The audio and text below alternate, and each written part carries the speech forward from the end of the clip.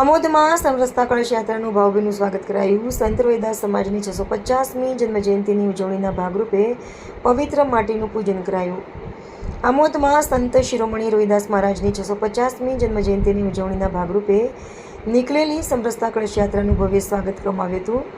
સંત રોહિદાસ મહારાજના જન્મસ્થળેથી લાવવામાં આવેલી પવિત્ર માટીનો કળશ આમોદ નગરમાં આવી પહોંચતા સમાજના આગેવાનો તેમજ ભાજપના કાર્યકરો દ્વારા શ્રદ્ધાપૂર્વક સ્વાગત કરવામાં આવ્યું હતું.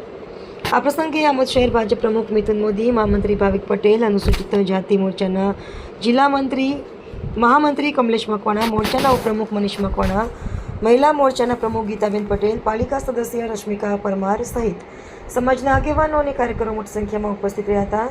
સમરસતા કળશ યાત્રાના આમોદ આગમન પ્રસંગે આગેવાનોએ પોતાના માથે પવિત્ર માટીનો કળશ ધારણ કરી યાત્રાનું સન્માનપૂર્વક સ્વાગત કર્યું હતું. ત્યારબાદ સંત રોહિદાસ મહારાજના જન્મસ્થળેથી લાવવામાં આવેલી પવિત્ર માટીનું પૂજન કરવામાં આવ્યું હતું. સમગ્ર કાર્યક્રમ દરમિયાન ભક્તિભાવ અને સામાજિક સમરસતાનો માહોલ જોવા મળ્યો હતો. પૂજન વિધિ પૂર્ણ થયા બાદ પવિત્ર માટીને આમોદના વણકરવાસમાં આવેલા રામદેવપીર મંદિર નજીક વડના વૃક્ષ નીચે સમર્પિત કરવામાં આવી હતી.